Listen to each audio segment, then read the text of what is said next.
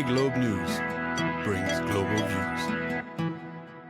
I would like to welcome our listeners to another edition of iGlobe Views, our weekly video podcast series on current events and world politics.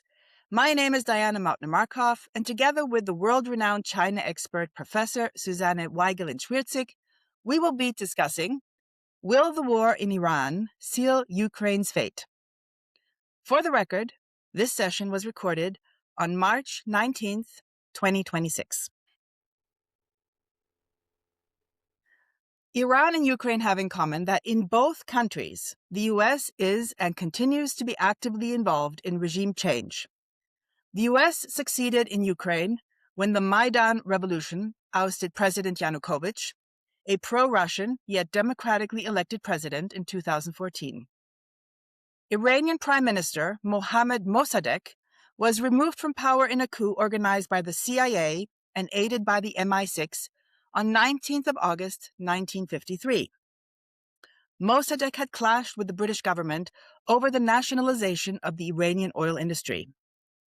The final consequence of this coup was the Iranian or Islamic Revolution in 1979, in which the Shah was ousted and the Ayatollahs took control of the Islamic Republic of Iran, the regime that the U.S. and Israel have set out to remove by waging this ongoing war. Victoria Nuland, Assistant Secretary of State, made the following remarks at the U.S.-Ukraine Foundation Center in Washington, D.C. on 13th of December 2013, and I quote, "Since Ukraine's independence in 1991, the United States has supported Ukrainians as they build democratic skills and institutions, as they promote civic participation and good governance, all of which are preconditions for Ukraine to achieve its European aspirations. We've invested over $5 billion to assist Ukraine in these and other goals that will ensure a secure and prosperous and democratic Ukraine." She went on to note that Maidan's greatest achievement is that the people of Ukraine will no longer support any president, now or in the future, who does not take them to Europe. Regime change has never turned out well for those countries the U.S. meddles with. The U.S.-Israeli war on Iran is another stark reminder of this. The war on Iran is today on day 20, with no end in sight. The war in Ukraine is now in year 5, with no end in sight. In your opinion, how will Iran influence Ukraine? Well, thank you very much for this very interesting introduction. I think there are many different levels which we will have to discuss today in order to understand how the situation in Iran actually influences the situation in Ukraine and vice versa. So I think the first thing everybody can observe is that Ukraine suddenly does not have the kind of attention it used to have during the last 4 years, and it used to have since the beginning of the second term of President Trump. So this is a very, very dangerous situation for Ukraine because Ukraine needs attention in order for the world, especially Europe, and to a certain extent the United States, to fulfill the kind of demands and hopes that the leadership in Ukraine has. So they have to try all kinds of things to make themselves visible and to attract more global attention than they can at this moment, where everybody is focused on Iran. And one of the ways of doing this is, of course, by President Zelensky to say, you know, we are the most experienced people with regard to drones as a new weapon in modern warfare. And he tells us that they are also already sending delegations to the Gulf states in order to help them dealing with the drones coming in from Iran. A second way to do this is, of course, by launching attacks on Russia. I think Ukrainian attacks on Russia have been more frequent and more dangerous than we are more or less used to. So quite recently, they launched yet another very heavy attack on Moscow. And that was a drone attack. And another region of Russia was hit by a missile, which made the Russian side a little bit nervous because they should be on guard that missiles could be flying in, but obviously they were not. So these are ways how Ukraine fights against this terrible loss of attention that has occurred since the beginning of the war in Iran. You're definitely right about that. I mean, when the war in Iran started on February 28th, I think on the next day or right shortly afterwards, President Zelensky was already touring Europe again, trying to remind his European allies that Ukraine is still there, which we, of course, all know that the sad war is ongoing, and that we should not forget that that is, of course, of utmost importance to the European theater. So that is a very, very good point that you make. But I feel that in Western media, we are often, it's not that we're not given the true story. We are not just given the full story. And I think it's very important. That's why I started with a bit of a look backwards into what brought us here, the similarities like U.S. meddling and everything. But I'd like to look back even maybe more into the recent past now.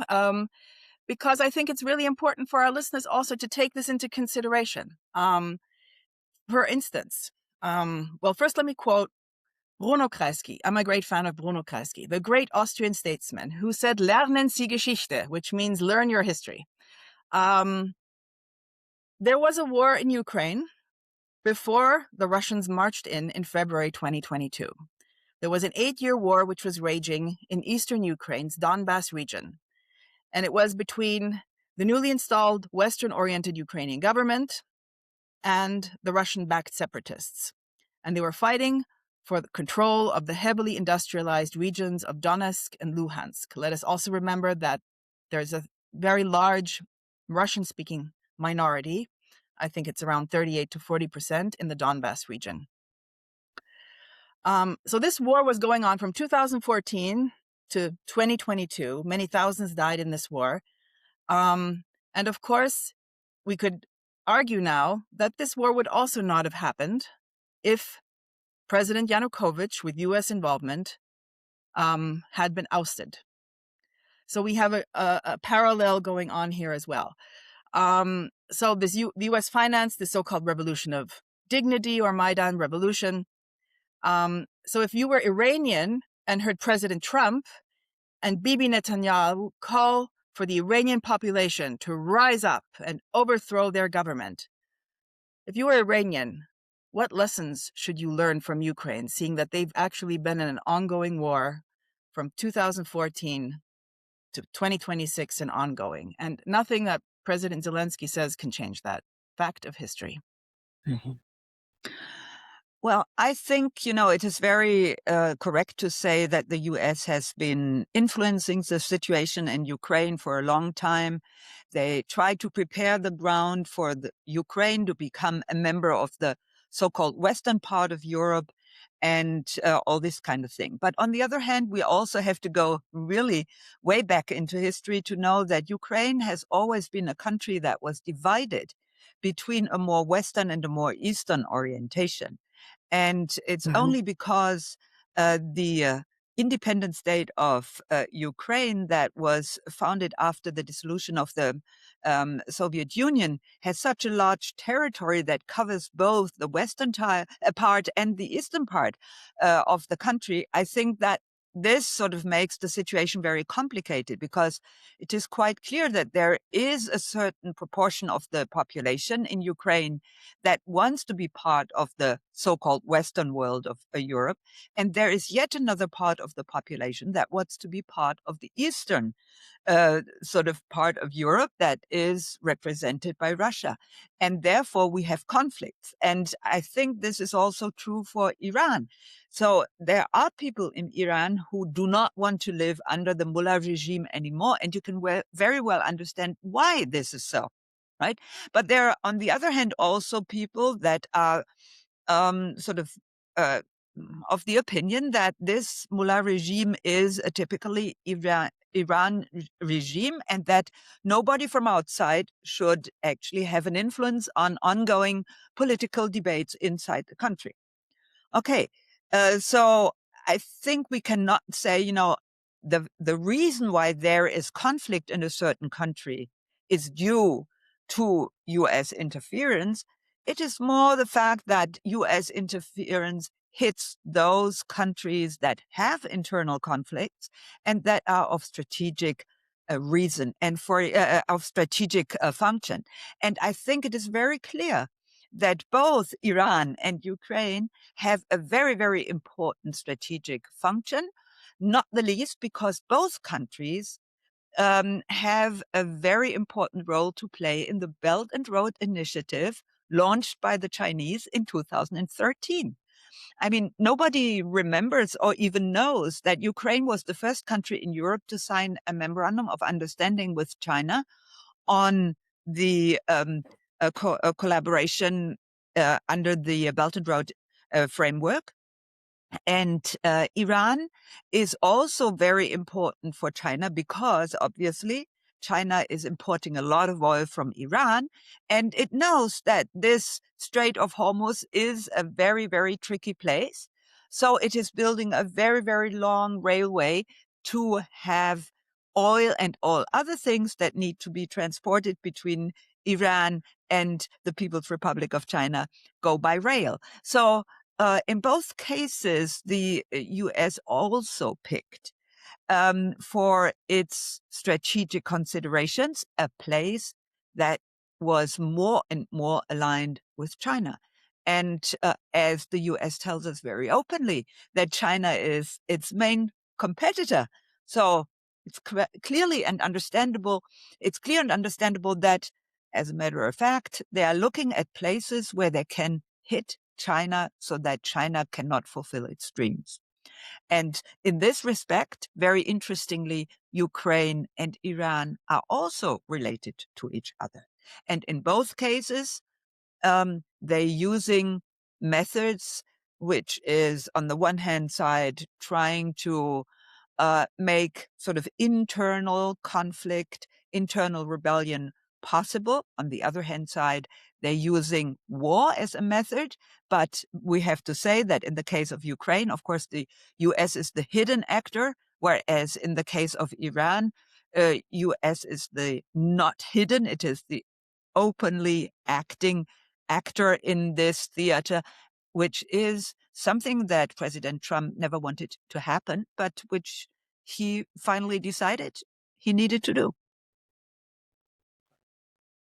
Yes, I agree with you there. And when we're talking about similarities here, something else comes to mind. I'd like to draw the parallels between Iraq and Iran. And yesterday I was listening to there was a Senate hearing. U.S. lawmakers were questioned on national security, on global threats. And especially I'd like to talk about Tulsi Gabbard, who's the director of national security. She was grilled over President Trump's determination that he said that Iran posed an imminent nuclear threat in this live broadcast.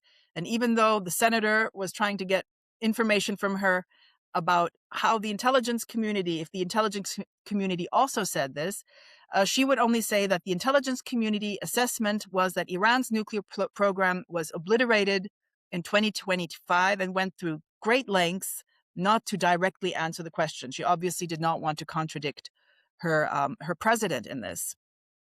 But there is a real parallel here between Iraq's weapons of mass destruction, which the U.S. used to invade Iraq in 2003, and this idea that Iran was imminently going to develop a nuclear weapon. And Tulsi Gabbard herself said that the assessment of America's intelligence community is that Iran's nuclear program was obliterated in 2025. Of course, they could build it back up.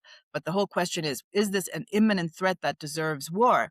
And very interestingly, there was a podcast, the David Hurst podcast, when former Director General of the International Atomic Energy Agency, Mohammed El-Baradei, said that he sees a lot of similarities between the U.S.-led war on Iraq in 2003 and the current war on Iran by US and Israeli forces. He noted that the war in Iran is, and I quote, bogus, exactly the same as Iraq because it is based on a false premise. Do you agree with this premise and this assessment? I agree and I don't agree. I think on the one hand side, we cannot overlook that the head of the most important intelligence department in the US actually tells us that Iran was no longer working on a nuclear weapon. So if they tell us in public, then there's reason to believe that this is true, right? But on the other hand, I think we also have to see that for Iran, under the given conditions, they more or less need a nuclear weapon in order to deter other countries from interfering into their internal affairs and bringing about regime change. And for that reason, I think, especially Israel calculated that even though we can be quite sure that Iran does not have a nuclear weapon at this point and is not even working on a nuclear weapon so that it could have a nuclear weapon within a very short period of time. But we must see that the more we try to isolate Iran from the region, the more we try to give Israel the chance to really dominate the region, the more Iran needs a nuclear weapon in order to safeguard its political system. And this is, I think, the situation in which this decision was taken. They tell the public, because they think we are not intelligent enough to understand these arguments, that, they have to go to war because of this and that, because Iran already is working on a nuclear weapon. But they know very well that this is not true, but they anticipate that the logic of the situation is such that Iran will need a nuclear weapon sooner or later. And the logic of the situation is not defined by Iran, but is defined by Israel and the US. So to a certain degree, the paradoxical constellation here is that the way the US and Israel collaborate in making Israel the most dominant state in the region actually is the reason for Iran to actually be forced to work on the development on the nuclear weapon. So it's a self-fulfilling prophecy situation. And I think this is what they were actually trying to use. And there were other reasons why they took this particular situation now. And one of the reasons why they took this particular situation now is, for example, that the Chinese internal situation is not very good. They know that Russia cannot interfere because of the situation in Ukraine. And here again, we have yet another relationship between what happens in Iran and what happens in Ukraine, because the war situation in Ukraine does not allow for Russia to intervene directly into the Iran situation. And they actually anticipated that this war would come to an end sooner or later. And therefore, they had to take this opportunity and go to war to Iran before the war in Ukraine would be finished. I think you're right about that. There are so many, let's say, sad parallels between these two wars and connections, and I think it's important to highlight them. I'd like to go back to Gabbard's testimony, because when we talk about Russia and China, she actually stated that they were the greatest security threats and adversaries for the U.S. The Department of War on its website confirmed that the U.S. and Ukraine are still involved in negotiations for a durable peace. So the question is, do you think that has changed at all since the beginning of this war on Iran? And I also want to quote the Chinese Defense Ministry, which echoed words that Jimmy Carter said.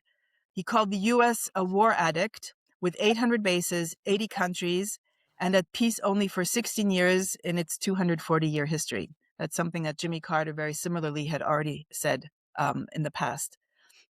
So is the U.S. not a greater threat than Russia and China to the world today? And has peace in Ukraine become more or less likely after the U.S.-Israeli attack on Iran?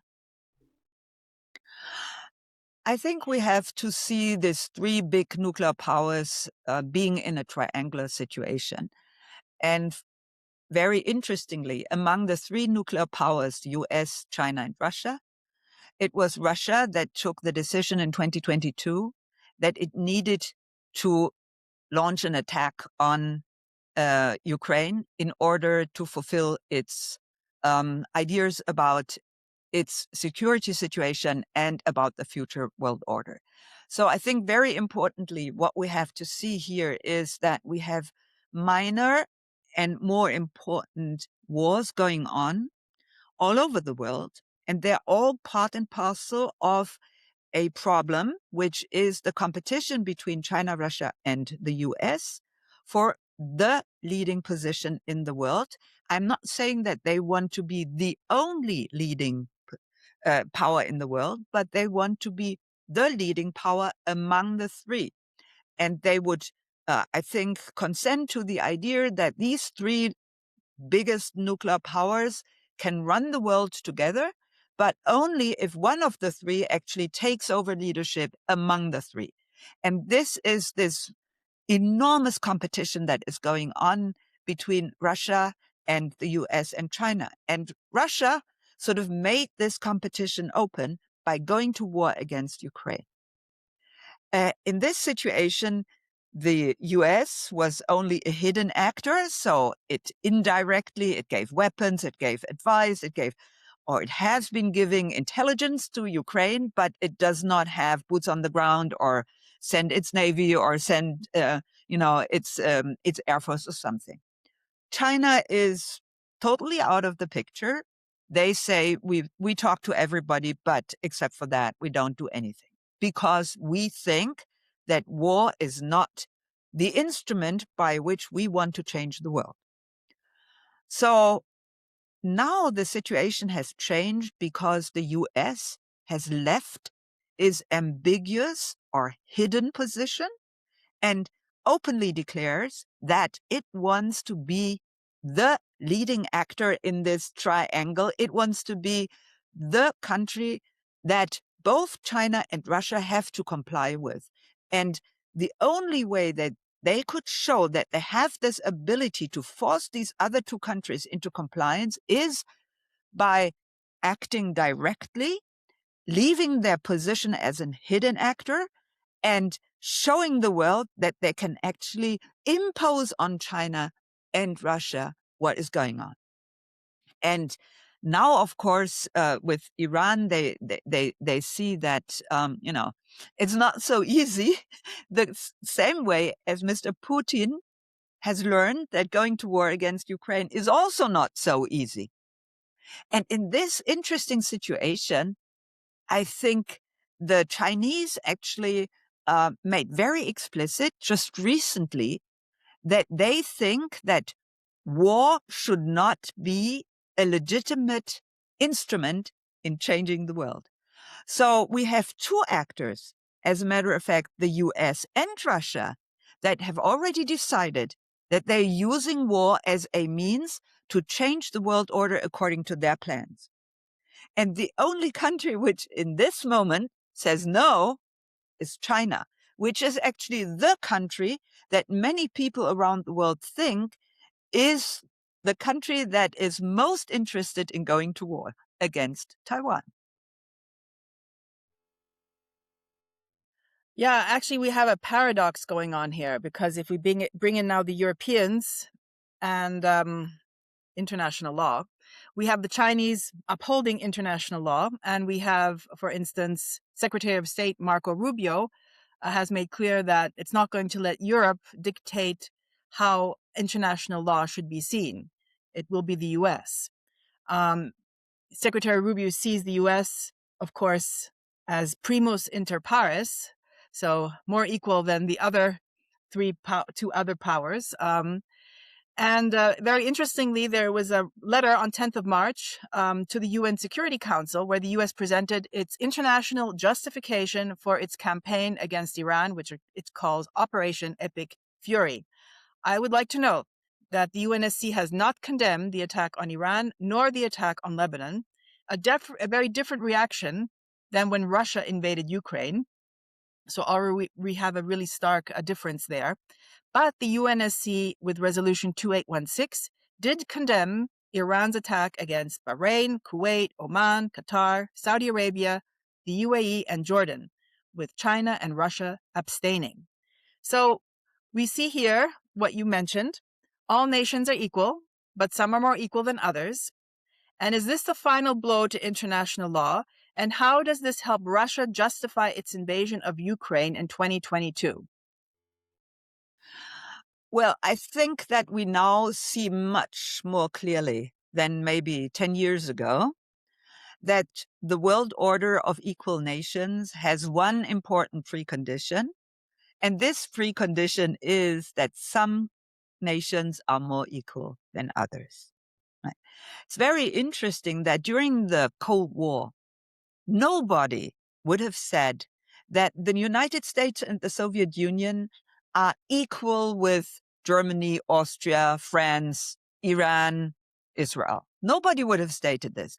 Everybody was very clear that the world of the Cold War was actually a world dominated by two superpowers. And at the time, for example, China came up with the theory of the three worlds, in which they said, world number one, these are the two superpowers. World number two, these are the European countries and Canada and Australia and these countries. And world number three, of course, is what we call the global south today. So at the time, I think nobody came to the conclusion that everybody was equal in this world. And even if you look at the European Union, you will understand now much clearer than 10 years ago that the so-called equality of all member states of the European Union had one precondition, which is that we had a hidden actor called US that was more equal than every other member or every member of the EU. Very interestingly. And of course, now we have this situation too.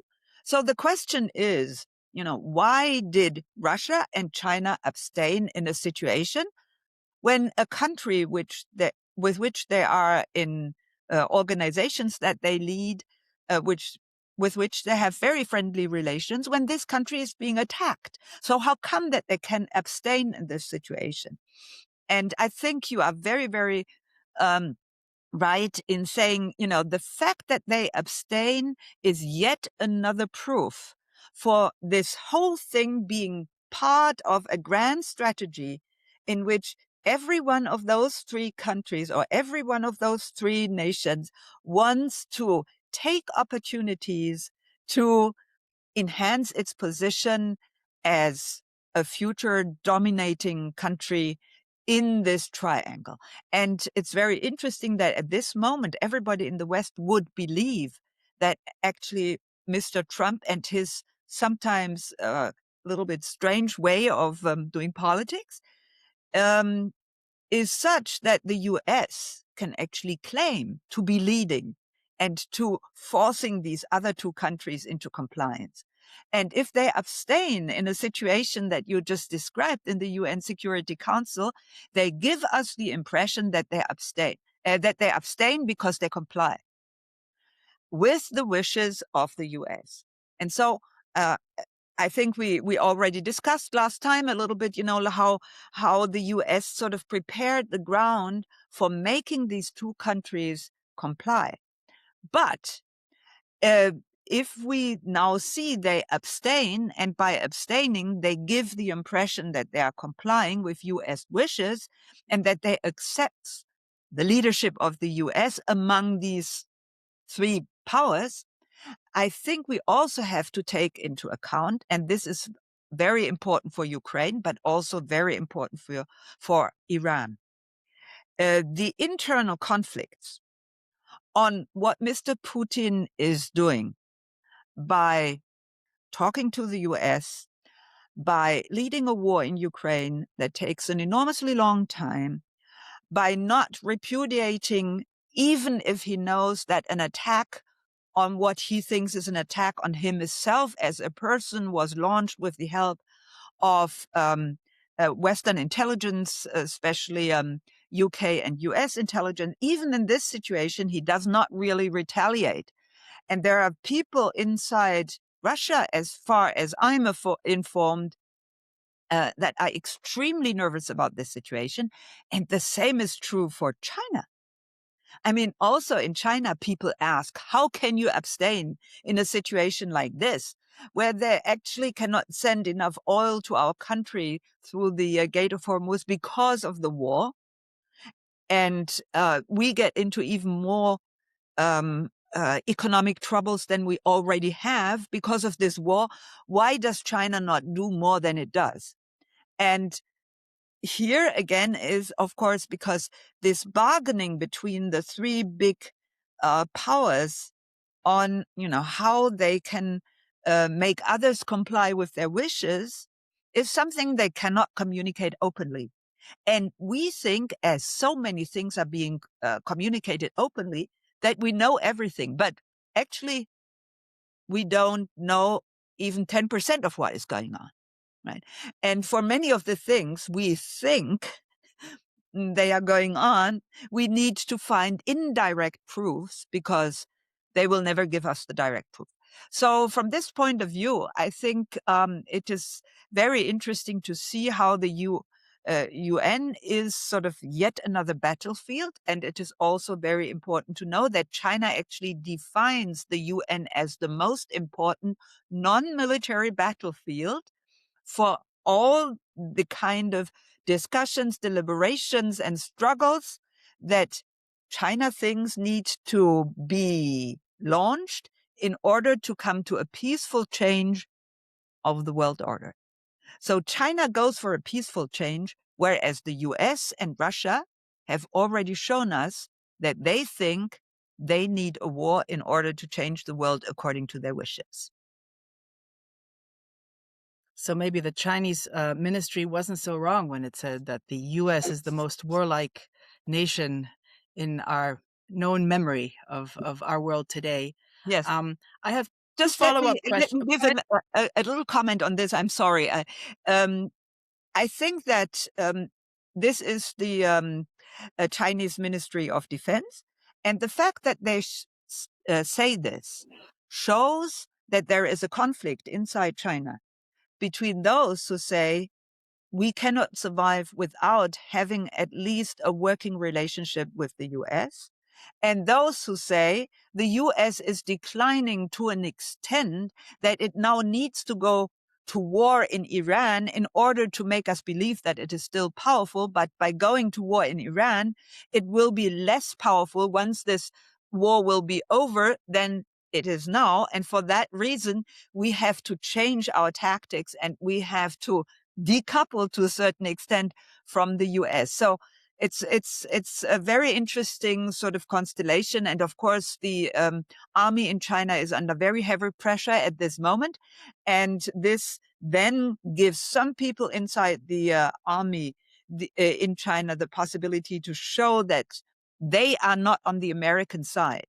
One of the things that actually sort of haunt Xi Jinping after what he saw, what happened on the first day of the war in Iran, is actually that he thinks something might happen to him. And of course, Mr. Putin has also not been very public recently because he also fears that something might happen to him that happened to the Ayatollah Khamenei. But you remember that the first try that Moscow made on the first day of the war in Ukraine was actually to decapitate the government in Iran. And the first thing that the Soviet Union did in Kabul before they actually invaded Afghanistan was decapitating the leadership or the government in Afghanistan. So very interestingly, we always think, here is the Russia and here is the US and here's China. And they're totally different. They are not. They're actually watching each other, what they do and what they cannot do, and how the world reacts to what they do and what they don't do. And when they see that Israel is able to kill Ayatollah Khamenei, then of course they immediately react to this. And on the other hand, the US has obviously closely watched what Russia intended to do in Ukraine and then decided to do this and try it out in Venezuela. And because they couldn't do it in Iran, they had to show us in Venezuela that they had the same capacity as Israel in decapitating governments which they don't like. Maybe sooner or later they will even start decapitating governments in Europe. Who knows, right? So this is very interesting. And I think, we also have to look a little bit at the so-called minor actors. So what does Ukraine learn from Iran, and what does Iran learn from Ukraine? I don't know whether you have any thoughts about this. I think there are so many, let's say, parallels between what's going on and what could go on, and what each actor could and should maybe learn from what's happening in the other sphere. And I think it's very important to talk about these. What I find very interesting, we have NATO heavily involved in Ukraine. NATO, of course, a not so hidden actor, we could say, up to now being led by the US. But when it came to Donald Trump asking his NATO allies, well, it's time to protect the Strait of Hormuz. Come on, guys, let's get this show on the road. They said, nope, not our war. Sorry, Donald, you're on your own here. So that's a very interesting statement, because you don't often see Europe stick up for itself and have its own opinion. But I think rightly so. They said, look, no one consulted us before you guys marched in there with Israel, and we have no say. And furthermore, we don't even think there should be a war with Iran. We see no reason why there should be a war going on at the moment. So this is one difference right there, that President Trump, is on his own without his NATO family when it comes to Iran.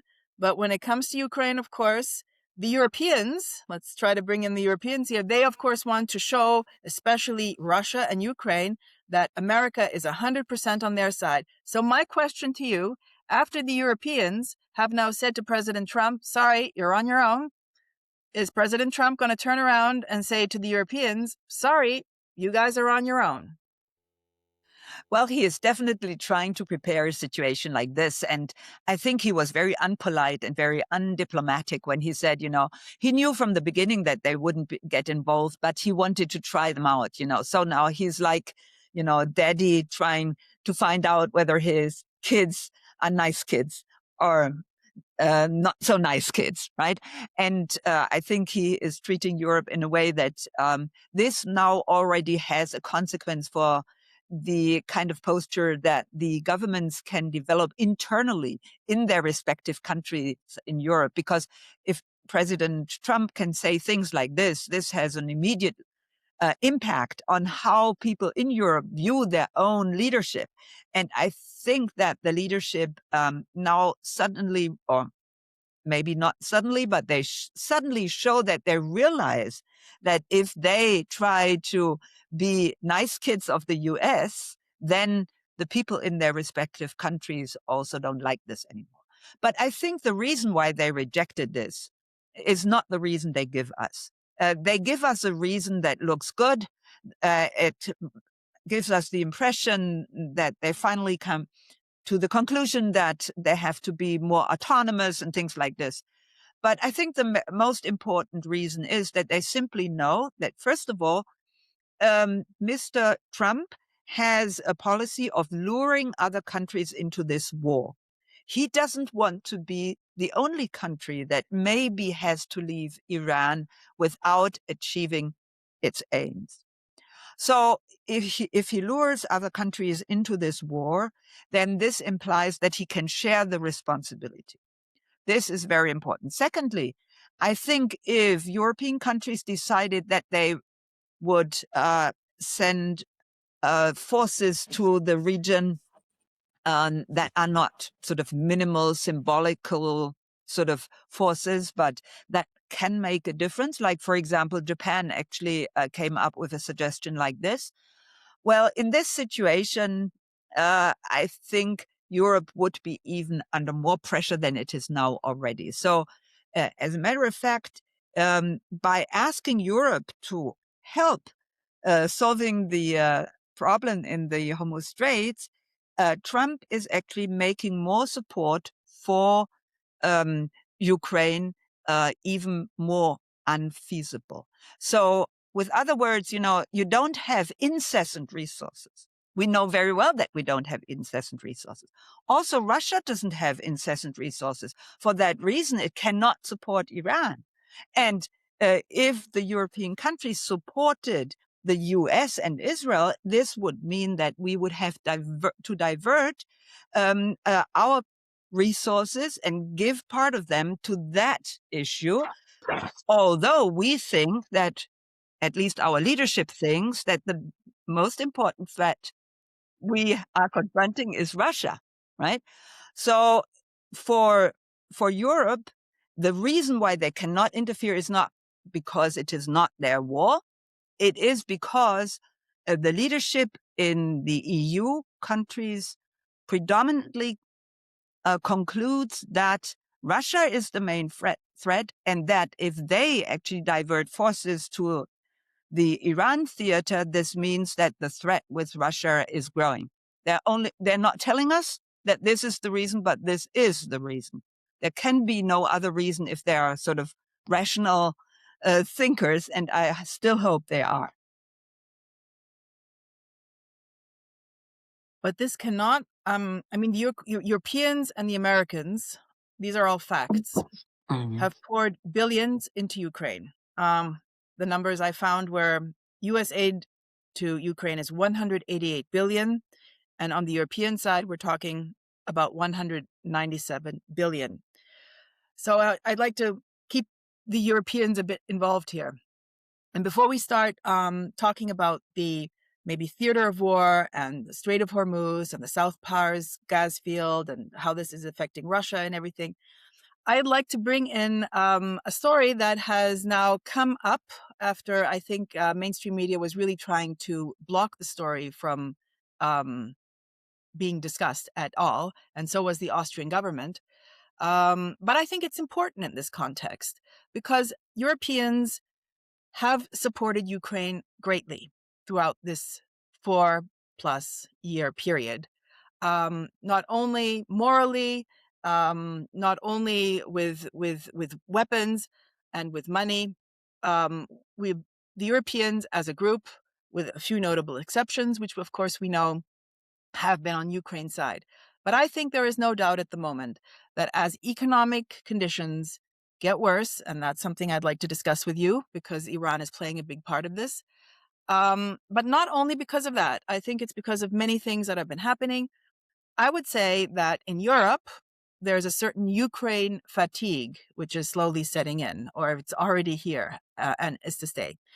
So this story, let's call it that, or what happened with this money transport between Austria and, so we have three actors here. We have Austria, Hungary, and Ukraine. So for those who haven't heard about this, there was a money transport by the Ukrainians who went to the Raiffeisenbank International, which is a bank which is still based in Russia. So we have the Russian connection here. They are based, of course, in Austria. Ukrainians with two money transports go to this bank. They take $80 million, which consisted of a part in cash euros, a part in cash dollars, and a huge amount of kilos of gold. And they physically transport this over the Austrian border into Hungary, and were on their way to Ukraine. And we don't know how, but Hungarian authorities got hold of this. They seized the money transport. They seized the money. Since then, they have released the people who were in the transport, which included a, I think, high-level general from the Ukrainian security guards. So all this for Europeans spells somehow corruption, I have to say. It's a very suspicious happening, and the FBI actually is helping the Hungarians investigate. And as it turns out, already $1 billion have been moved physically in this manner. Instead of just transferring it, I mean, And there are European laws against this. So this obviously is against European laws. Every single European citizen who has a cash transaction above 10,000 euros has to prove where this money came from. We're talking about over $1 billion or euros here. I mean, it's absolutely mind-blowing. And this comes on top of a huge corruption scandal, which was reported on, the Energoatom corruption scandal, where around President Zelensky, his close confidants, his ministers, a number of them, had to resign because of this corruption scandal. Now, Ukraine has said, we're cleaning up, we're going to be less corrupt. In 2025, Ukraine was still ranked 104 out of 182 on the corruption index of Transparency International Global. So countries like Lesotho, Zambia, I'm not saying anything against those countries. I'm just mentioning here, Ukraine is in Europe. Lesotho, Zambia, Guyana, and Cuba are far ahead in the corruption scandal than Ukraine is. So with European economies suffering because of the energy crisis brought on by this war with Iran, will European politicians be able or want to send billions to Ukraine? This is something that is, I think, the crux of the matter, especially when we have stories like this come out, and it's not a fake story. And I think the Austrian parliament is now being actively involved in this because of the public, I think, really does want to know what's going on here. And is our tax dollar moving physically to Ukraine, and what's actually happening with this? How long do you think the West will finance the war in Russia, against Russia? Well, I think that the West will be going on financing any kind of Ukrainian resistance against Russia for a long period of time. Because I believe that even when the war comes to an end, that there will be still lots of actions against Russia coming from Ukraine, or what is, the territory of Ukraine at the time. They will go into an asymmetric war mode once they will formally have agreed to putting down the arms. So basically, I think that Ukraine has a strategic position that makes it very feasible for the western part of Europe to use Ukraine to contain Russia in a potentially sort of booming situation where they turn towards the east and actually sort of go through yet another round of modernization of the country that could make Russia quite strong. So from that point of view, basically, I think they will be going on and on and on and on. But on the other hand, I think they're also preparing the public for a turnaround in their policies regarding this idea that we have to support Ukraine until Ukraine will have reached its aims, because only if the Ukraine will have reached its aims will Ukraine agree to some kind of peace on Ukrainian soil. This is what President Zelensky says very openly. And so far, the Europeans have actually supported him with this idea. But with all these things that are going on, they now prepare that there is a slight change needed in their policies. And of course, they don't want to tell us that they made a very, very big mistake in not pushing Ukraine or supporting Ukraine to bring this war to an end as soon as it had started back in 2022. So this is actually the major mistake that the European governments made. They followed the US in saying we have to be engaged in this war, at least indirectly. This is the biggest mistake. And if you do not stop a war at the very beginning, it will go on and on and on. And the longer it goes on, the more difficult it will be to end it. And this is the situation in which we are now. But we cannot tell our people, we are so sorry. As a government, we tell them, we are so sorry. We made this really, really big mistake in not sort of supporting the Ukraine when it first got started into talking to Russia on a possible peace for the country. So what do they tell us? They tell us that Ukraine is so corrupt that we cannot responsibly offer more money, and therefore we have to reduce our support and have to reduce our support.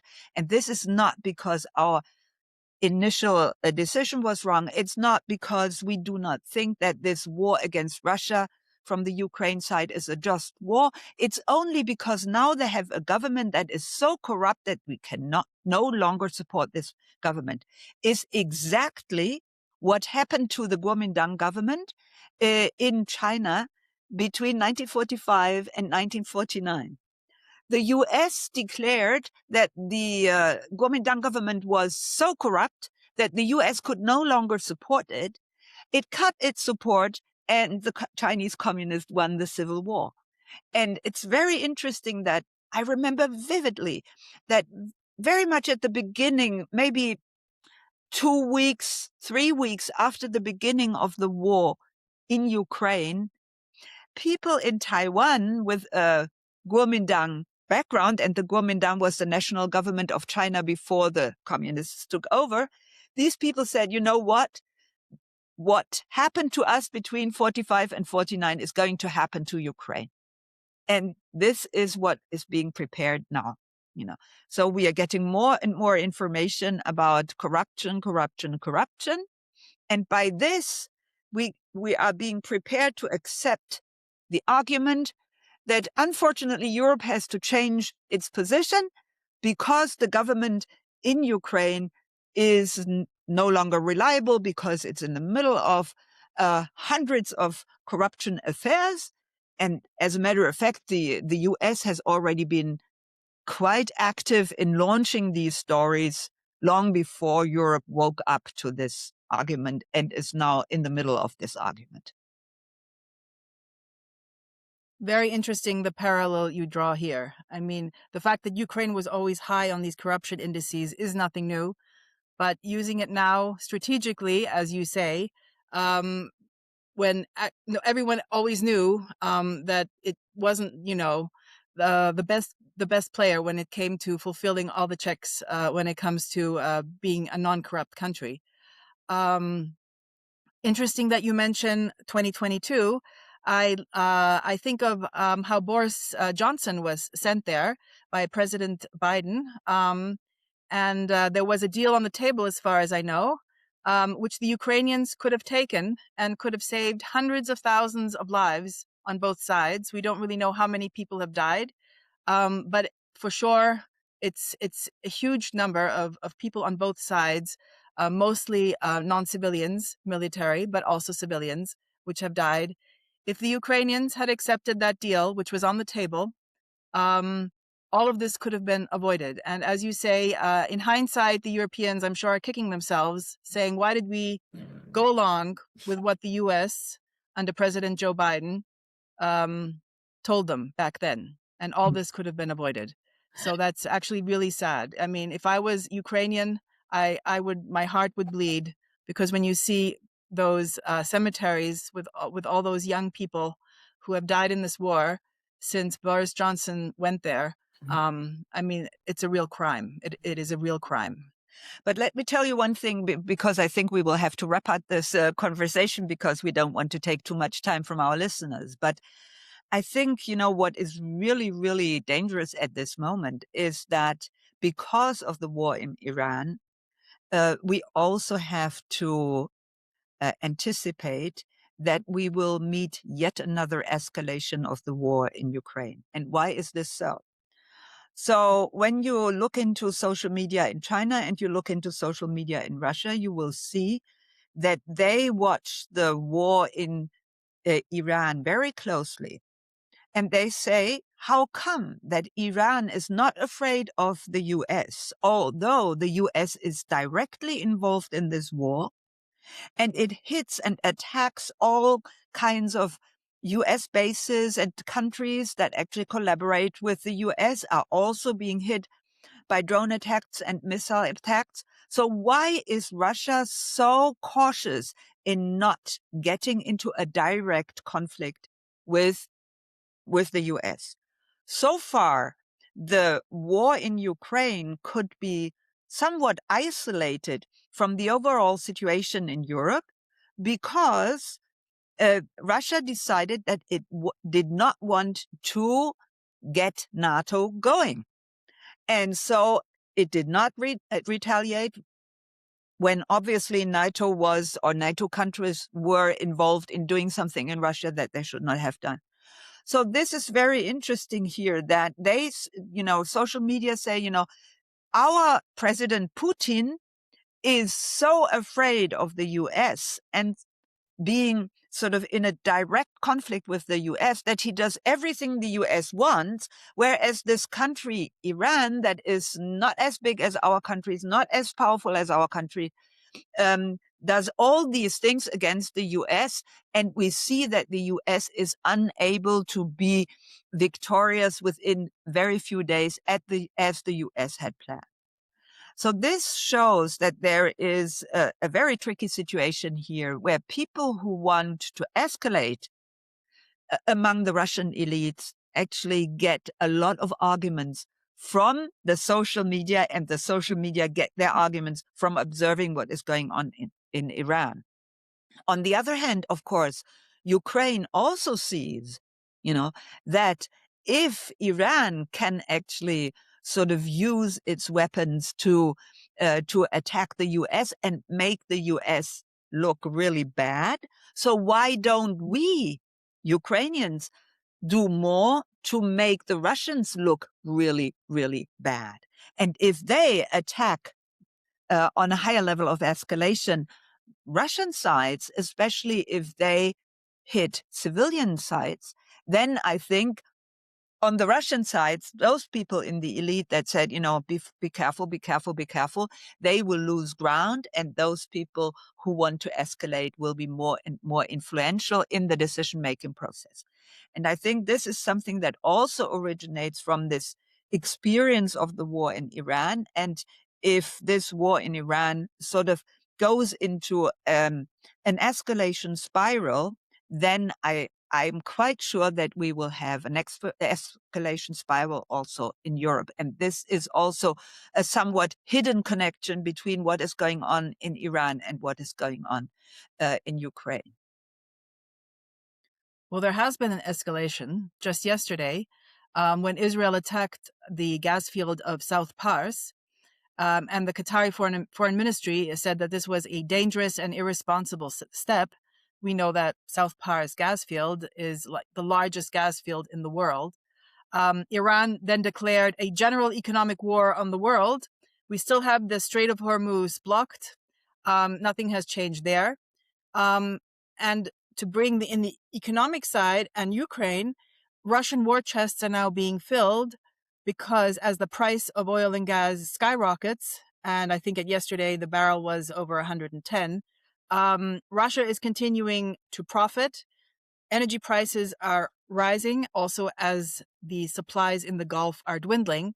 How will this renewed war chest for Russia, as we see the escalation ladder increase, and you mentioned this will also maybe then pull with it an escalation in Ukraine, now that Russia is empowered through a direct result of what is going on in Iran, how will this influence the war in Ukraine?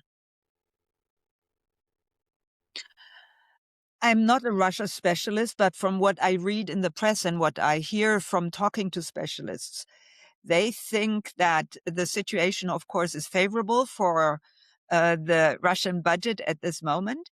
But at the same time, President Putin is also struggling with keeping his economy abreast. So they do not think that what they now generate in additional income will mostly spend on more military engagement in Ukraine, but will be spent on being sure that your economy does not collapse and making the budget deficit smaller, because they don't want to have a very big budget deficit. They have a 4% budget deficit calculated for the next year. And for them, this is something they're not used to. I think some countries in Europe wouldn't have a problem at all, even though they're not in war.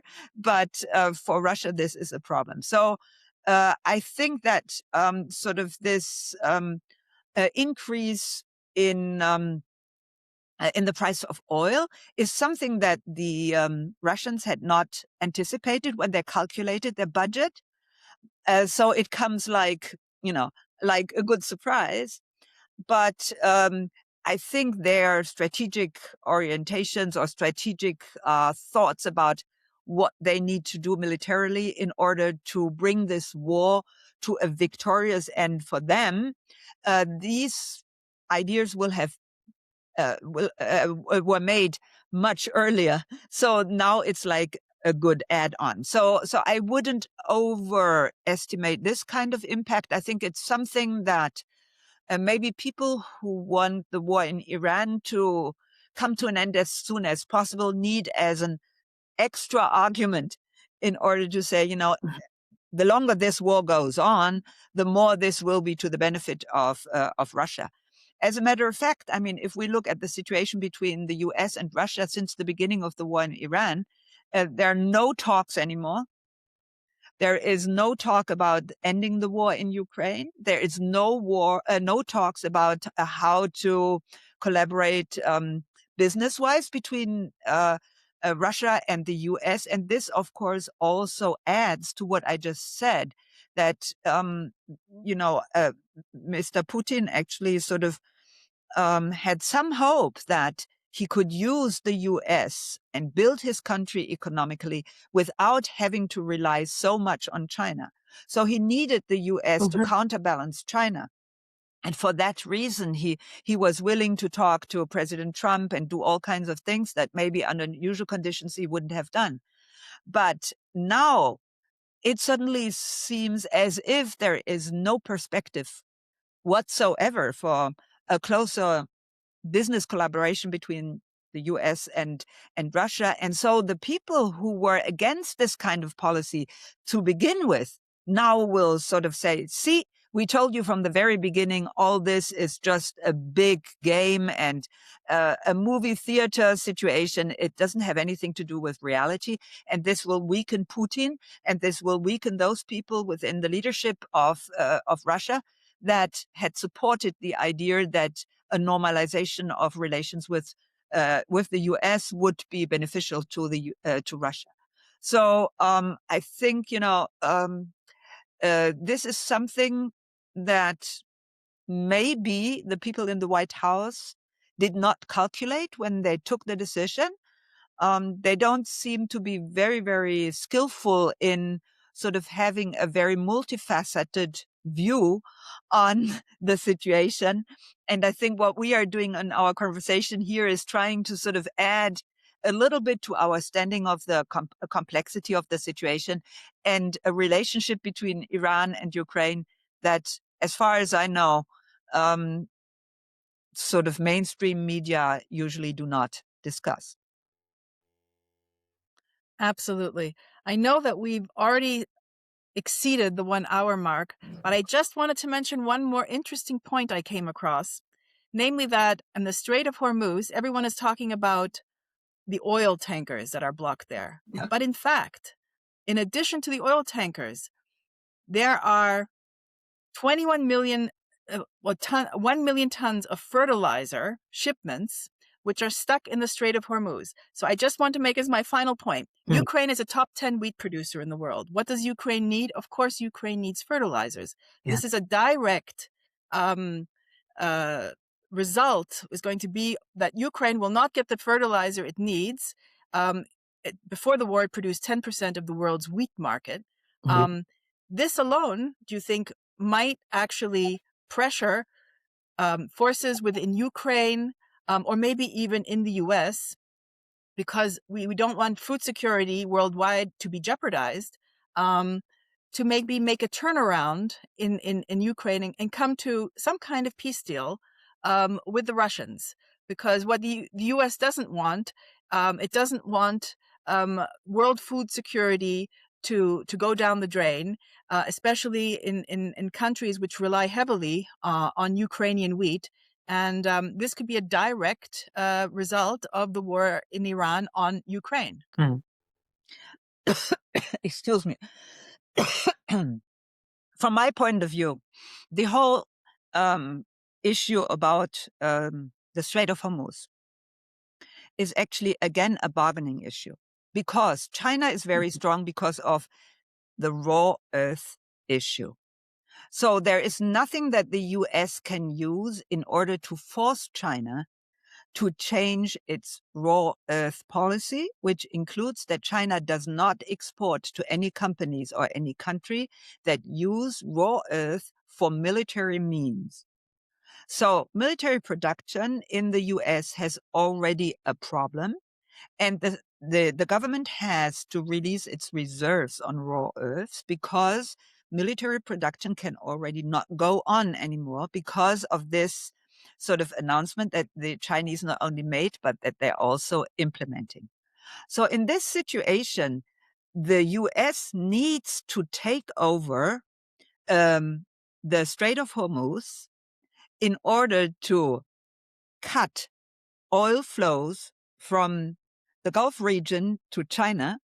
And then they can say, we only open this if you give raw earth to us, no matter what we produce with your raw earth. And this is, I think, something they now invented as something that could be a victory, right? Because they're not really, I mean, they're telling us they destroyed so and so many things, they killed so and so many people. But as they never really told us that this was the aim of what they were doing, they have a problem in telling us, okay, we reached the aim, we can now stop the war. So now they are using this Hormuz thing and the Isle of Kark and sort of all these kind of potential or real attacks on the world economy in the Gulf region in order to sort of use this situation as a bargaining chip against China with the aim of convincing China that they have to release their raw earths in an uncontrolled manner. And here again, we have, what we started out in our discussion, this competition between the three major powers, using all kinds of constellations to actually engage in this competition in an open or a hidden manner. And as we see, this has enormous consequences for the world at large because, you're talking about fertilizer, you're talking about grain production. Of course, if we don't have enough fertilizer, if we don't have enough grain, this implies that especially those countries in the world that are on the brink of famine or always threatened by famine, they will be the next victims of all these military campaigns that are going on around the world. Absolutely. And as a another final thought, the Iranians have now said they might be considering letting ships through the Strait of Hormuz if they do not pay in dollars, but they pay in yuans, which would be a direct attack on the petrodollar, which of course is now the standard currency for trade in energy and oil. And that would be affecting the United States economy big time. So that will be very interesting if the Chinese go along with that. It would, of course, strengthen the Chinese in this triangle, Russia, Chinese, US. It would be a very good move for the Chinese. And it seems that the Iranians are considering something like this, which would, of course, also affect Ukraine. So this is another weakening of, we would say, the US if the petrodollar would not be the standard currency for payment anymore. So far as I know, Iran let ships through that were transporting oil to China and to India. Yes. This has already been the case for the last few days. And if you know about the BRICS situation and if you know about the Shanghai Cooperation Organization situation, you know that in this, if you have BRICS countries trading amongst each other, they very often use their local currencies. So as a matter of fact, this also doesn't make such a very, very big difference, right? So what are the countries whose ships they're letting through? These are the BRICS countries and the Shanghai Cooperation Organization countries. And these countries have already started developing their own trade mechanisms that do not rely on the dollar anymore, but rely on local currencies.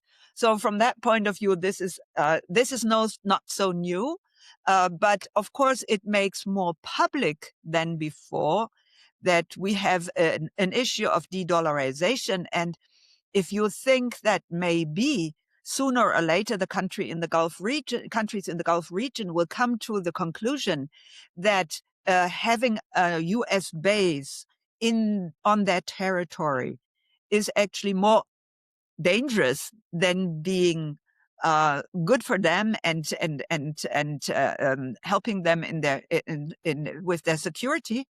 So then this would, of course, imply that these countries, some of them are already affiliated with Shanghai Cooperation Organization and BRICS, that these countries will move to China even more than they had already started to do so.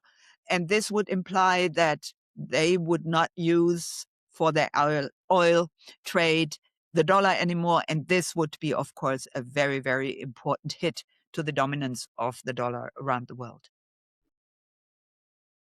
Well, thank you, Suzanne, once again for sharing all your insights. It was a really, really interesting discussion.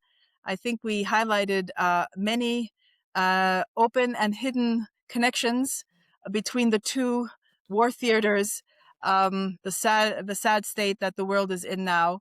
But I think it's very important to highlight these, also just to shine a light on these hidden connections. Is there anything you'd like to say as a final statement? Thank you very much. This was also very interesting for me. And I hope that our listeners will come to the same conclusion. I am looking forward to continuing our discussions and wish everybody a very good day. To our listeners, thank you for tuning into iGlobe News Views. Please like and subscribe, and we will be having these weekly podcasts. So stay tuned to many more interesting discussions to come. You can find all our podcasts on www.iglobenews.org and on our YouTube channel, iGlobe News Pods. Thank you very much for tuning in.